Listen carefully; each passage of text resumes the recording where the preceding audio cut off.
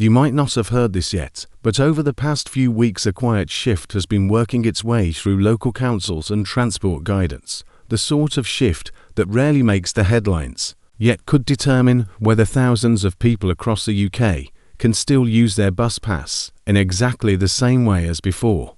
And what's surprising is how little of it has been explained clearly. Many people are only just discovering that the rules they've relied on for years may no longer apply in quite the way they once did for anyone already juggling rising costs, changing pension rules, winter fuel payment uncertainty, and the ever-moving decisions from the DWP and HMRC. This kind of change can feel like one more worrying on the pile, and that's precisely why today's update matters. Because what's happening from the 25th of November 2025 isn't loud, dramatic, or obvious, but it is important. Subtle changes have a way of catching people out, especially older viewers, disabled passengers, and those who depend on consistent support to stay independent.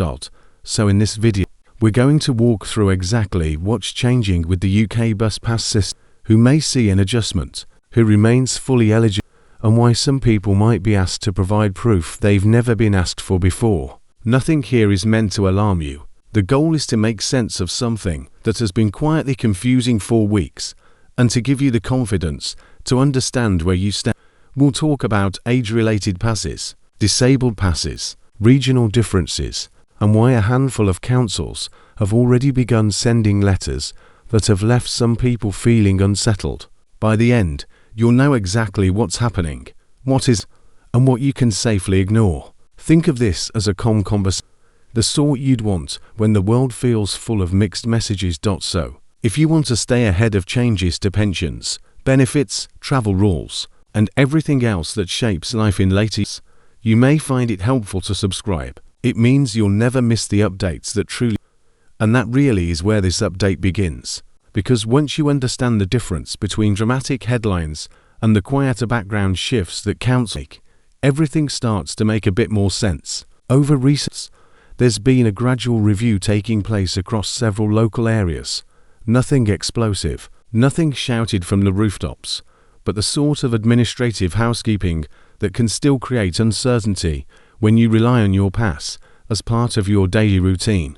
Many councils are looking again at how they confirm eligibility, how they manage renewals, and how they ensure people are receiving the right type of pass for their circumstances. It might sound like the usual paperwork, but it can still lead to letters arriving on doormats that make people pause, frown, and wonder whether something has quietly changed behind the scenes. And for older viewers, especially those who've built their independence around being able to travel freely for shopping, appointments, and simply getting out into the community, these small shifts can feel much bigger than they actually are. The truth is, many people assume that once you're given a bus pass, that's the end of the story.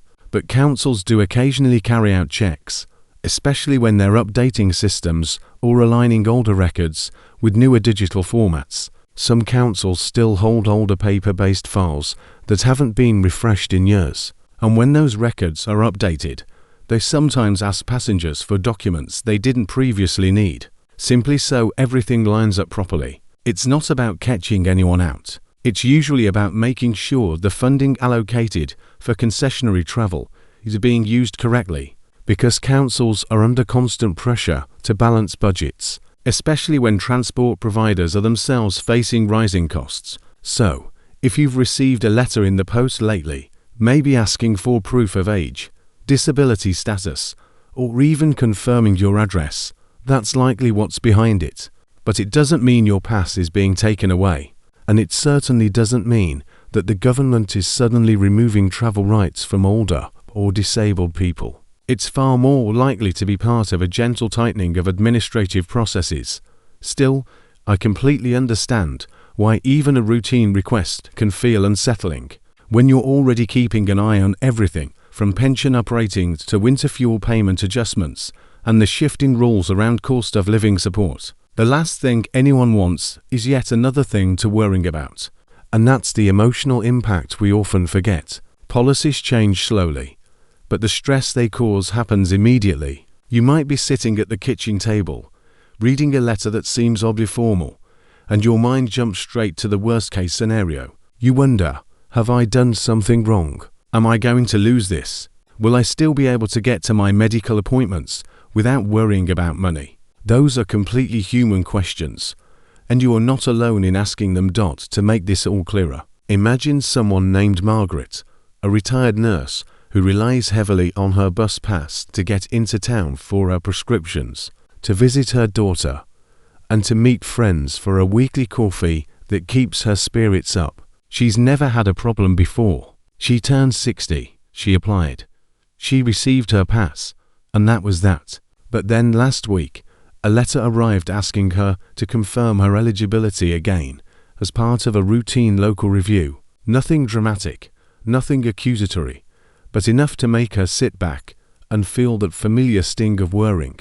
And in that moment, her mind jumps to the rising prices at the supermarket, the uncertainty around energy support, the ever-changing pension updates, and she wonders if this is yet another sign that the support she depends on is becoming more fragile.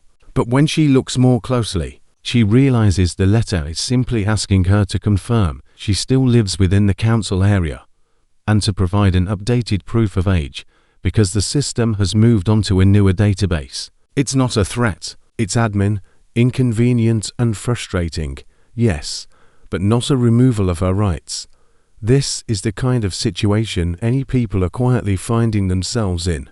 And if you've been feeling a bit anxious, know that your feelings are completely valid. Any change, even a small one, can feel enormous when your independence depends on it. But it's important to look at the wider picture, because while councils may be updating procedures, there is no indication of a sweeping national removal of bus pass rights. In fact, most councils are continuing to honour the same eligibility criteria they've used for years.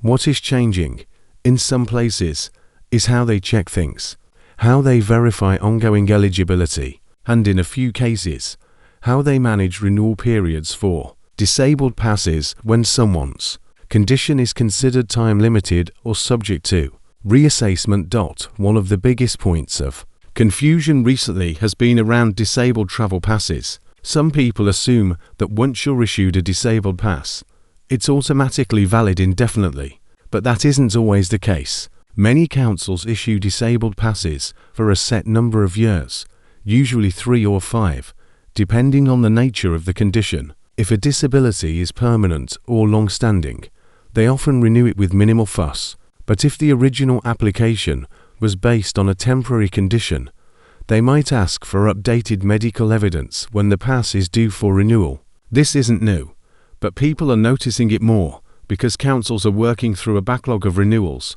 that built up over the past few years, and this can lead to some difficult feelings. No one wants to feel as if their disability is being questioned, especially when they've been living with the same challenges for years. But the truth is, many councils simply don't have the resources to keep every record updated automatically, and so when they carry out these reviews, it can feel like the rules are changing even when they're not. But let's take a moment to talk about something that often gets overlooked, the emotional side of these reviews. For older viewers who've grown up in a world where things were more straightforward, where paperwork wasn't constantly shifting and digital systems weren't part of everyday life, these processes can feel exhausting. You've worked your entire life. You've contributed to society, to your families, to your communities, and now, in a stage of life where things should be simpler, you're facing a maze of forms, letters, and automated systems that don't always explain themselves clearly. If that resonates with you, I hear you. And it's why this video exists, not to add drama, but to give clarity to something that can feel overwhelming when you're living through it. Another element that people should be aware of is how regional differences play a bigger role than most people realize. In England, Scotland, Wales, and Northern Ireland, the core principles of concessionary travel are similar, but the way councils administer them can differ slightly. That means that while one area might send out routine verification letters, another might not.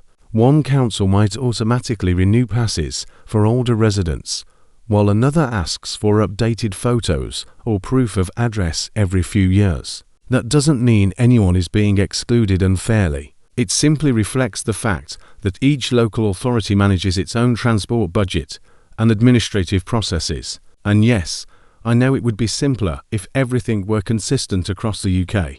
But the reality is that local autonomy is a key part of how public transport is funded and maintained. Now, as we look toward the end of 2025, many councils are also preparing for broader budget reviews that could influence how they manage concessionary travel moving forward. This does not mean the bus pass is disappearing. It does not mean older people will suddenly be charged. But it might mean some councils become more diligent about keeping records up to date, especially when funding is being reviewed at a national level. And that's why you're seeing more talk about eligibility checks, verification letters, and renewal reminders. These aren't warnings, they're housekeeping, albeit housekeeping that often lands without clear explanation. One of the most common questions I hear lately is, what should I be watching out for? And the answer is simple. Just keep an eye on any letters from your council or local transport authority. If they ask for confirmation of your address, provide it. If they ask for updated proof of age, it's usually straightforward. If you have a disabled pass and they ask for medical evidence, don't panic. It's usually a routine part of the renewal cycle. And if anything in the letter is unclear, councils do have phone lines you can call, though I know waiting times can sometimes be frustrating. Still, it's far better to call and confirm than to sit at home worrying unnecessarily. Another thing worth remembering is that, despite the challenges, councils do not want to remove support from people who genuinely need it. They understand how vital these passes are. They know they're not a luxury, they're a lifeline. I've spoken to so many people who say their bus pass is the only reason they can afford to stay connected to their communities. Without it, loneliness would increase, appointments would be missed, and daily life would become more difficult. Local authorities are aware of this, so while they may streamline their processes or update their systems, the underlying commitment to supporting older and disabled residents remains in place. But let's talk about something else, something many people only realize when a problem arises. Sometimes, a bus pass becomes invalid simply because someone has moved house and forgotten to notify the council. It's a small detail, and it happens more often than you might think. You might assume that because you still live within the same county, your pass is automatically valid. But if your address hasn't been updated, renewal letters might go to your old home, leaving you unaware of any required action. Then, when you try to use your pass, you discover it's expired or has been temporarily deactivated. It's a horrible feeling, embarrassing, confusing, and entirely avoidable. So if you've moved recently, even if it's just a short distance, it's always worth checking your council has your current details. Now, some of you might be thinking, but why are these checks happening now? Why so close to the end of the year? And the answer is that many councils update their records ahead of broader annual budget planning. They need to know how many eligible residents they're supporting, how many disabled passes require renewal, and how travel patterns are changing. It's part of how they decide future funding allocations, so the timing isn't personal, it's administrative. However, timing doesn't change the emotional impact. When a letter arrives during winter, when energy costs are high, and when many of you are awaiting updates on pensions and allowances, it can feel like the world is piling on one thing after another. That's completely understandable, but that's also why clarity is so important. Because once you understand that these checks are not a threat, not a removal of rights, and not a sign of sudden cuts, the weight of it becomes lighter. But let's go still deeper, because there's another layer to this, the personal meaning behind the pass. For many older viewers, the bus pass represents far more than a free ride. It represents independence, dignity, and the ability to remain active in a world that often feels rushed and indifferent. It means not having to rely on family for every outing. It means being able to choose your own routine, maintain your own friendships, and take part in your own community life. Losing that, or even feeling like it might be taken away, can stir emotions that go beyond the practical. And that's why these reviews can feel so heavy. Even if they turn out to be nothing more than paperwork, some people tell me that even the idea of having to prove their age or disability again feels insulting. After all, you've spent decades contributing, paying taxes, working hard, raising families, and supporting the very society that now asks you to provide evidence of who you are. It can feel like being doubted. But the truth is, these checks aren't about doubting people. They're about aligning old systems with new ones. And while that might not make the process any less tiring, it does mean that the intention isn't negative. It's just administrative. And because I know many viewers worrying about consequences, let's address that gently. The consequences of missing a verification request aren't dramatic. Your pass won't suddenly be cancelled without warning, and you won't be fined for travelling. The most common consequence is simply that the pass may not renew automatically, meaning you might need to reapply. It's inconvenient, but it's fixable, and councils are generally reasonable. If someone misses a letter, they'll usually reinstate the pass once the requested information is provided. There's no punishment attached, there's no judgment, and you're not at risk of losing your right to concessionary travel simply because you missed a piece of post. What does matter, and this is important, is staying informed. Whether it's changes to pensions, new DWP assessments, updates to cost of living support, or adjustments to how councils manage travel passes, the more you know, the easier it is to stay ahead of any confusion. And that's what this entire conversation is about. Not fear, not panic, just calm, steady understanding. And that brings us to the final point, which is something I want to say from the heart. If you're watching this and feeling overwhelmed by all the changes happening in the world, the rising prices, the shifting benefits, the uncertainty around winter support, please remember that you are not alone. Many people across the UK feel exactly as you do, and while I can't make the world simpler, I can help you make sense of the parts that feel confusing or hidden behind complicated language. That's why I create these updates. That's why I explain things slowly. That's why I always aim to give you clarity rather than fear. So if you find this kind of clear, level-headed guidance useful, especially when it comes to pensions, DWP updates, retirement changes, and the rights that matter to older and disabled people, you might find it reassuring to subscribe. It simply means you'll have someone in your corner, helping you stay informed as things develop, without ever overwhelming you.